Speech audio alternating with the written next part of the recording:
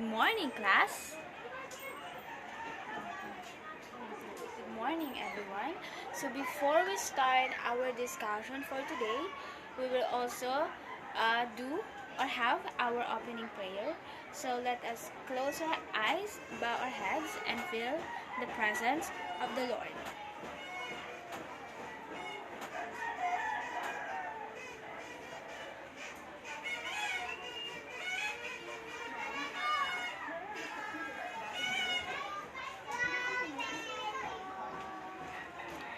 Again, good morning, everyone. So, before you take your seat, kindly please pick up the smallest pieces of paper under your chair. Wow, very good. And align your chair properly.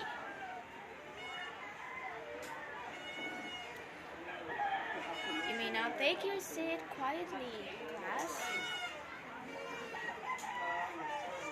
Okay, so before we proceed to our discussion, we will just have a little recap about what we did yesterday. So, is there any one of you who still remember what we did yesterday? Kindly raise your hand. Yes?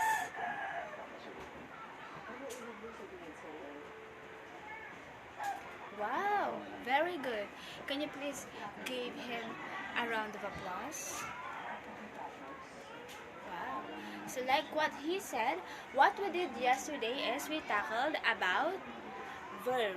So again, verb is an action word. It describes the action and how the action is done. And also yesterday, we did a group activity wherein I divided you into two groups and you list down, each group listed 10 action words that they encountered in everyday lives. And you present it here in front, right? So I think the group that has a highest grade is group 2 because the way that they present their work is very wonderful and very amazing. So again, let's just give ourselves a big hand because we are very productive yesterday, and you class are very cooperative and participated in our class yesterday. So today we were going to have our energizer. So our energizer for today, are you class ready for our energizer for today? Are you ready to move your body and to shake your body? Wow, seems like every one of you are ready for our energizer. So what we're going to do today is we were going to dance. Our energizer for today is we were going to dance. We were going to shake our body to wake up our spirit and for us to be active in discussion later. So if you guys ready, we will do our energizer. Ready to do our energizer for today? Wow. So we were going to dance, so let's go.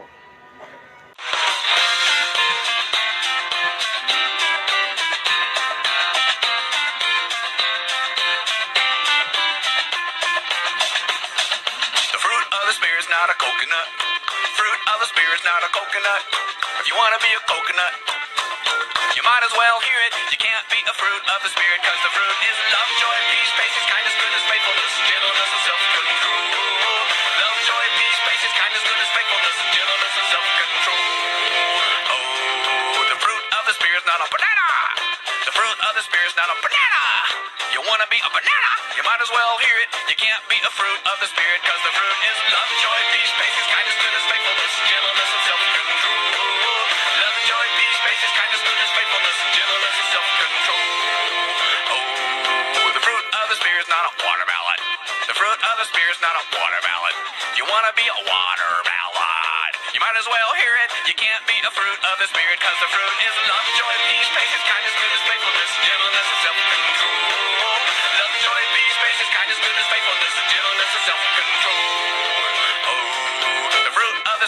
a lemon.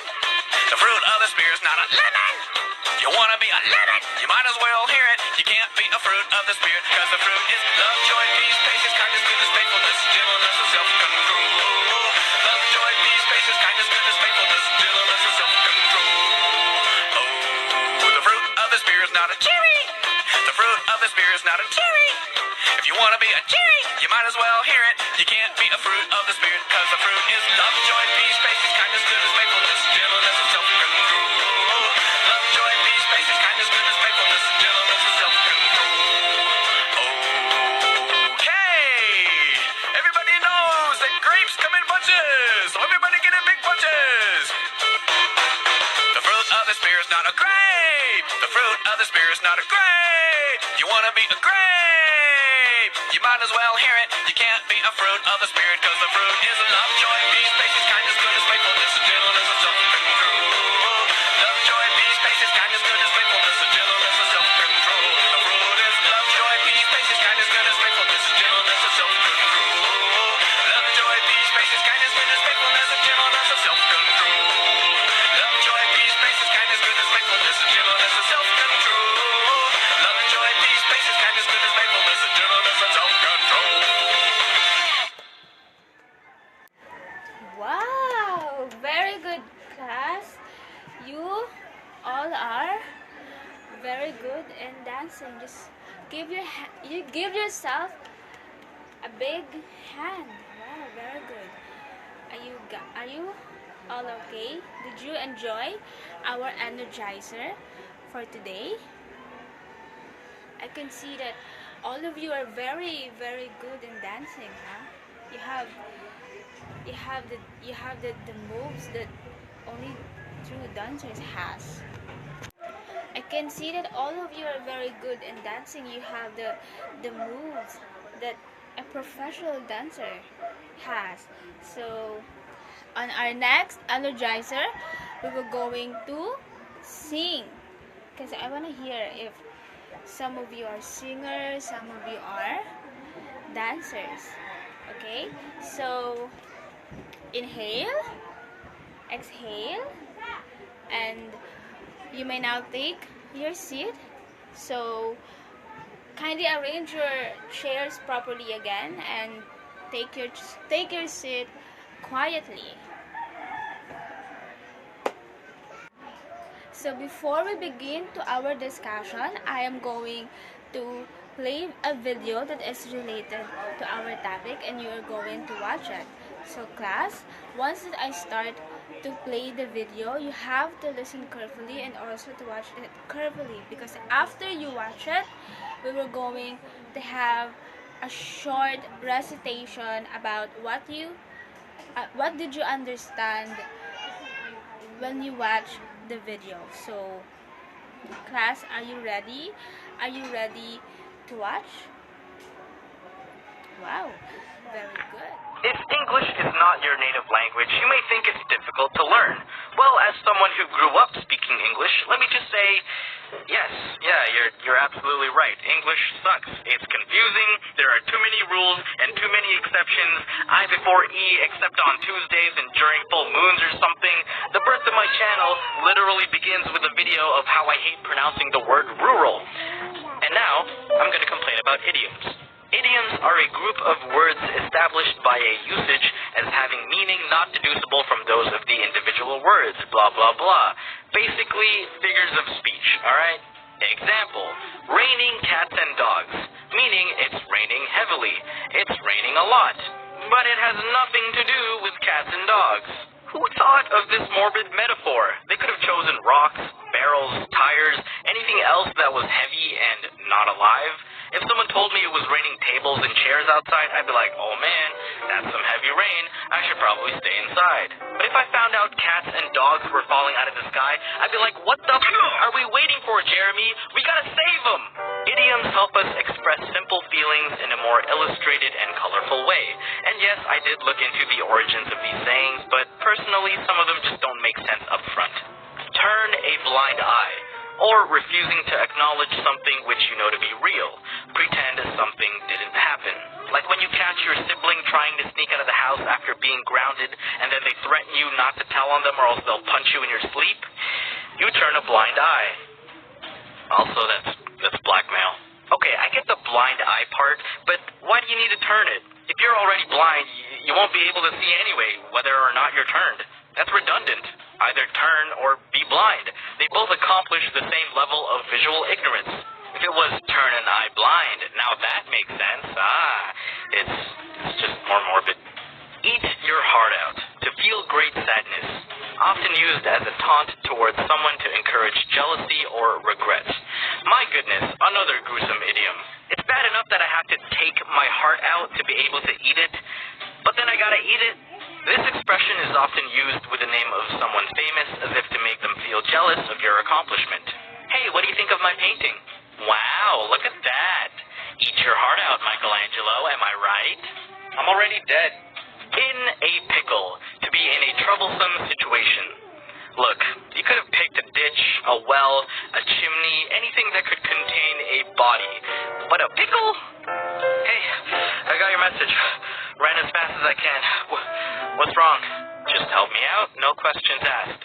It's all downhill from here, used to signify that the situation will only get worse from that point on. But going downhill's the best part. Think of all the things and activities you do going downhill. Skiing, sledding, biking, hell, walking. None of these are fun going uphill. I guess in its defense, the idiom could mean being out of control while going downhill, but honestly, you could be out of control at any level of steepness. I've fallen up the stairs just as much as I've fallen down them. Tickled pink. To be delighted. Yo, Reggie, got anything good for your birthday? Yeah, actually, my parents finally got me a Switch. Wow, you must be tickled pink. Yeah, you're right. I guess it only works for white people. Wouldn't be caught or seen dead. Used to express the extent of which one would never be in something, particularly clothes, places, or situations. Which I don't understand, because when you're dead, you shouldn't be able to feel anything, let alone embarrassment. Ugh, Cindy, look at her top. I wouldn't be caught dead wearing something so ugly. Ugh. Oh, don't worry. I'll make sure they don't find your body. Happy as a clam, an exaggeration of happiness. The complete idiom is actually as happy as the clam at high tide, because that's when they're least likely to be attacked by predators, but many go with the shortened version in reference to how clams look like they're always smiling. Nope, I disagree. It's just the angle of which you're looking at them. If you look at them from this angle, it looks like they're frowning, and rightfully so, because I like clam chowder, and being delicious is not a compliment you should be smiling about. Goody two-shoes, used to refer to someone who always does everything right and follows the rules, to the point of annoyance, often used negatively. Well, I did you guys a favor and read the story of Goody Two-Shoes to see why. Let me summarize it for you. Marjorie, meanwhile, and her brother were two homeless orphans. Marjorie grew up only wearing one shoe. One day they meet a rich gentleman who buys her new clothes and a new pair of shoes. She was so excited and grateful that she... So, like what you've watched in the video, you've watched video, right? You've watched video, and what did you notice, or what did you see in the video? What is the video all about? Yes? Wow, very good. So the video talks about what? Idioms. So it explains, or it shows what is idioms. So for our topic for today, we're going to talk about idioms. So idioms is a phrase or expression that typically presents a figurative, non-literal meaning attached to the phrase, but some phrases become figurative idioms while retaining the literal meaning of the phrase. So meaning, idioms, it has what? It has a deep meaning. It uses words that really shows the deepest meaning of the phrase. But it says here also that some phrases become figurative idioms while retaining the literal meaning of the phrases. So we have figurative and literal here. So in idioms, it has a two language that is being used. So we have figurative language. So when we say figurative language, it says that you don't say exactly what you mean. Meaning, you are using what? Complicated words or very deep English words to convey a complicated meaning. You are not directly pointing out the meaning of the phrases or the sentence. While in the literal language, it says that you say exactly what you mean, meaning you don't need to use flowery words or complicated English words just to deliver the meaning of the phrases. You just what? Conveying or expressing the simplest meaning of the word. Did you, class, get what is idioms, what is figurative language, and what is literal language? So, idioms is an expression or a phrase that typically presents a figurative, non-literal meaning. So, meaning, it expresses deep meaning, and in idioms we have two languages, which is figurative language and literal language. So here I have an example of figurative language and literal language. So it truth table chart. So this is a figurative language and this is a literal language. So in figurative language, the phrase is against the clock. So what comes to your mind, or what do you think when someone told you against the clock? What comes to your mind? Right? It's very difficult to know what does that person pertaining, or what does that person mean. So this against the clock, but it's in figurative language, but in literal language it just says rush and short on time. So meaning what? Meaning is you're being late, or you're being running late. Next is back to square one in figurative language, while in literal language having to start over again.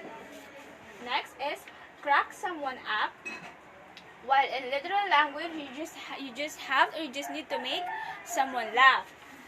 Next is got up on the wrong side of the bed. In literal language, cranky, or you're just having a bad day.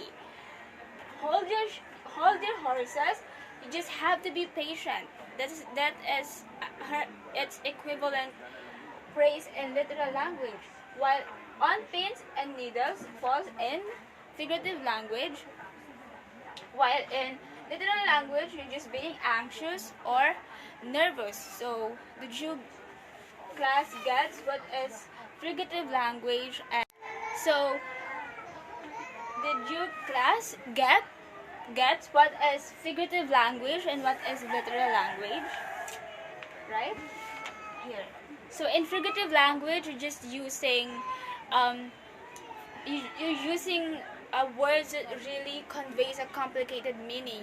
Meaning you're just making the meaning so complicated for the readers. You are making the readers think what is the meaning of the phrases, or what is the meaning of the sentences. While in literal language, you just use simple words, or simple words just to express the primary meaning or the simplest meaning of the word, like the simple, ordinary meaning of the word. So, did you understand what is idioms, what is literal language, what is figurative language, and its example? You guys get our lesson for today?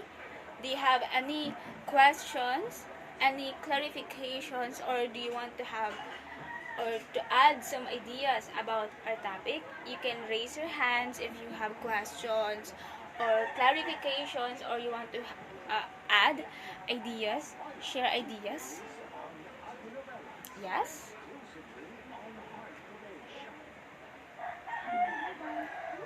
The difference between figurative language and literal language. So like what I said, so in figurative language, you're just using words that is conveying a complicated meaning. You mean sometimes you're just using very broad English words or deep English words, but in literal language, you're just using simple words to express the primary meaning. So just a heads up, figurative language, it has parts, and it has parts. We will tackle the parts of figurative language or figures of speech later on as we continue our lesson. So anyone who wants to ask questions, or who has questions, or who didn't understand the lesson for today, did you guys get the lesson for today? So since that there is no more questions that you wanted to ask, and it seems like you really understand our lesson for today, so we were going to have our activity for today. So eyes here. So for our activity for today is you're going to match the idiomatic expression with its correct meaning. So you have to match the idiomatic expression or phrases to its correct meaning. So you need to copy this activity in a 1/2 crosswise of paper, copy and answer. So you can get 1/2 crosswise now and copy the activity.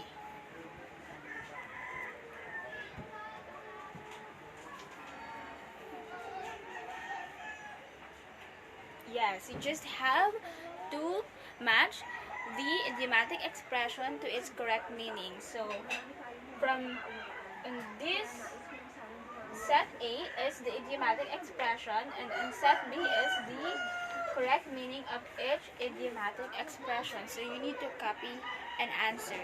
You have 5 minutes to finish answering your activity. Just do your activity quietly. Don't mind your seatmates. Don't talk to your seatmates. Just mind your own activity. No copying. Since you said that you really understand our lesson, meaning you can answer the activity very easy because you really understand the lesson, right? So you don't have to mind your seatmates. Just mind your own work, mind your own paper, because you only have 5 minutes. So finish or not finish, exchange your papers to your seatmates.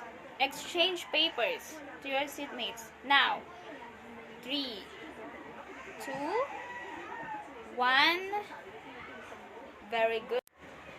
So, did you already exchange your papers with your seatmates? So, we were going to check your activity for today. So, for number 1, the answer is letter B. B as in boy. For number 2, get in the way, the answer is letter D. D as in dog.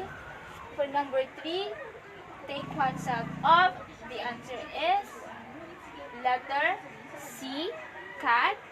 Number 4, go away in a hurry, the answer is letter E, egg.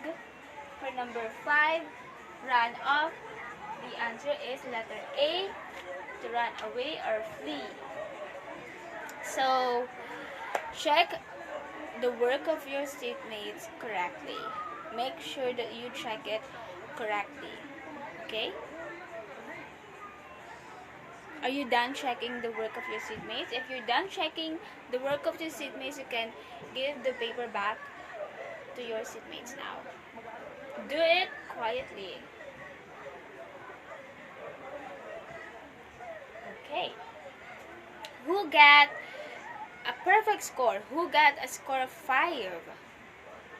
Raise your hand. Wow. Very good. Seems like majority of you really understand the lesson. What about who got a score of 4? Wow, very good also. So, the rest who got a score of 3 below, it's okay. You can also try next time, and next time listen well to our discussion and pay attention well, okay? So record your score to your index card. Get your index card and record your score under activity. Write your score. If you got a score of 5, so write 5 over 5. So if you got a score of 4, 4 over 5. So write your score on your index card under activity. Okay?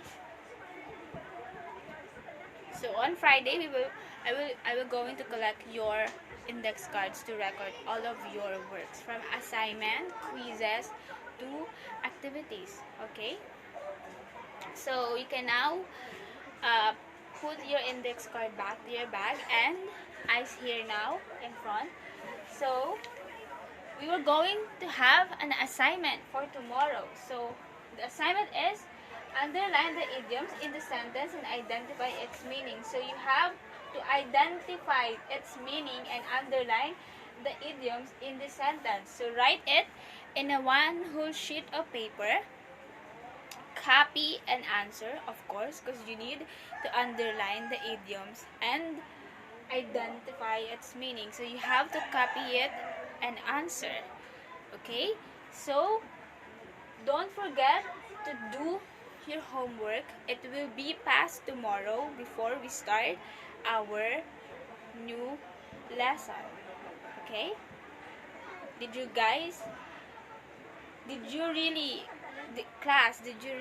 understand the lesson for today? Okay, so before we end our day for today, let's just give ourselves a big hand, because we are really great today, right? You are really great today, from our energizer, from watching video, from our discussion, and from answering your activities, and now we're done in our assignments. So congratulate yourself for being a good student, for being a good listener, and for participating in our class for today. So I hope that tomorrow you will be also very good, and you will be also active in our discussion. So again, good morning everyone, and goodbye. See you tomorrow. Have a nice day.